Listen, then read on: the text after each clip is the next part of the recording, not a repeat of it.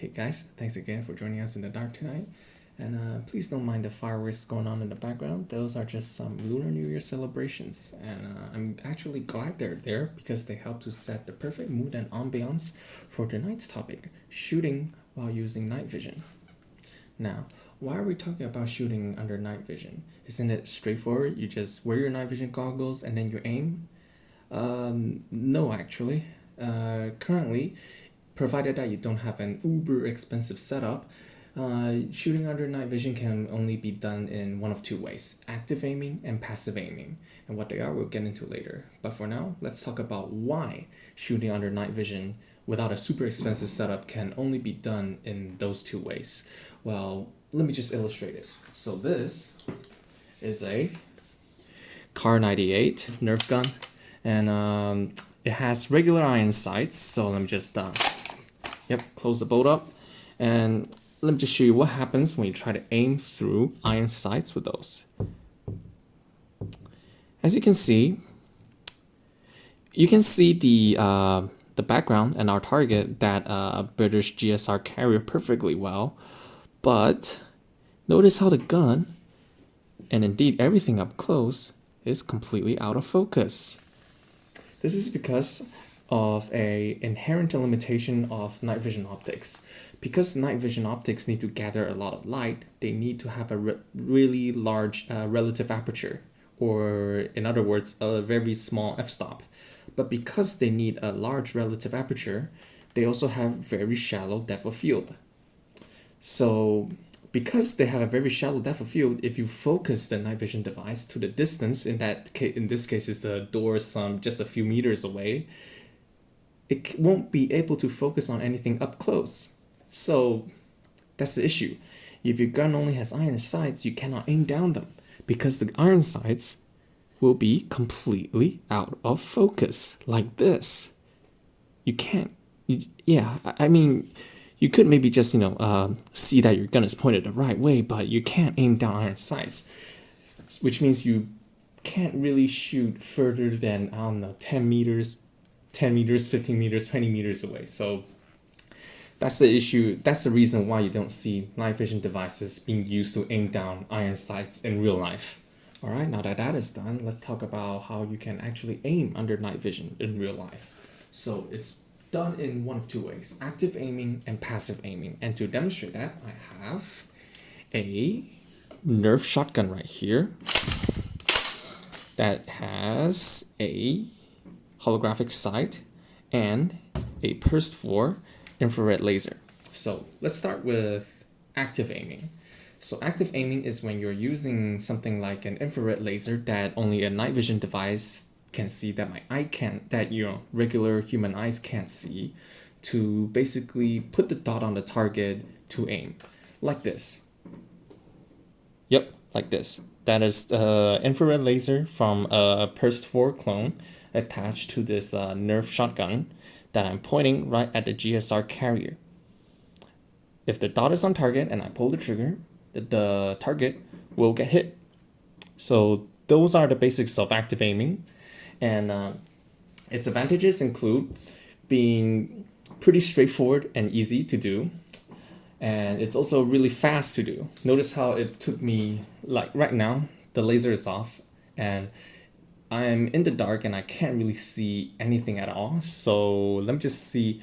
And I'm also looking through the phone, which is recording the night vision device. I'm not looking through the unit itself. So let's just see how fast I can bring it up to target. So laser onto target. There we go. Just like that. Oh wait, it's not. There we go. Now that's on the target. Let's try it again. Laser on target. There we go. Turn off. So yeah, those are its advantages. It's fast and it's easy. Now its disadvantages include, and perhaps the largest one is, it will give your position away if your opponent has any night vision capability at all, because it's an infrared laser. Even though your eyes can't see it, anyone with a night vision device, including digital ones, will be able to see it. So essentially, you're just lighting both the laser source and your target up for everyone to see. So not only can if the target has night vision, not only will they be alerted to the fact that they are being targeted, they can also see where the laser is coming from. So not exactly ideal. All right, now that we're done with active aiming, let's talk about passive aiming. So in short, passive aiming is done by looking with your night vision device through a 1-power red dot optic, such as a holographic sight or a reflector sight. Now, let me demonstrate to you how it's actually done. So typically you bring the target, which in this case is a British GSR carrier, into your field of view, into the field of view of your night vision device. Then you will bring your gun, which has a red dot optic attached, which in our case is an EOTech clone. You bring the gun with the optic attached up to the target so that the optic will project a dot over the target, like so. Now, there are several advantages and disadvantages to using passive aiming. And the key disadvantage, as you just saw just now, is it's slower than active aiming by, depending on training, can be quite a margin.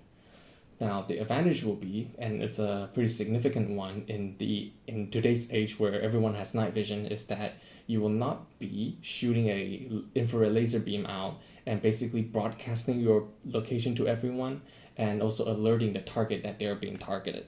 So those are pretty substantial advantages as well.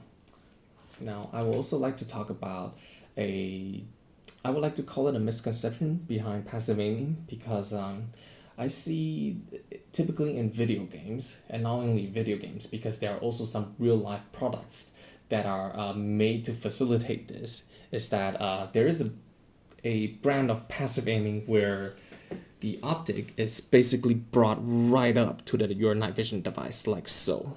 You're basically looking through the optic with your night vision device in its entirety. Basically, night vision device is right behind your red dot. Now, let me just tell you about why this can be disadvantageous, or why this style of aiming has issues. Now, number one will be there are good optics out there that let a lot of light through. However, a lot of optics don't have low light performance in mind, especially clones. So what you have in that case is we're in the dark. So because the EOTech clone glass does not let a lot of light through, what you're seeing instead of a clear picture of the target is this mess. So yeah, that's number one. And number two, do you really want to put your night vision device, that is attached to your head, right in front of your eye, right up to an optic that is attached to a gun that has recoil? Me thinks no. Nah, I wouldn't want to do that. So instead of bringing your optic right, or bring your night vision device right up to the optic to do that kind of passive aiming, what I prefer to do instead is I will try to mount my red dot optic or my holographic sight as far forward on the gun as possible. And then what I will do then is, instead of looking through the optic per se, I will basically just bring the optic up into my field of view to let it project a dot onto the target, like so. So we're not doing this. We're not looking directly through the optic, which will ruin the image. We're doing this. We're just letting the optic project a dot over the target, like so. Boom. And as you can see, when we do this, we're not losing sight of the target, and we're also not losing sight of the entire periphery, which will happen when you do this. So yeah, that's basically it covered. Yep, that's basically just passive aiming covered. And thanks again for watching.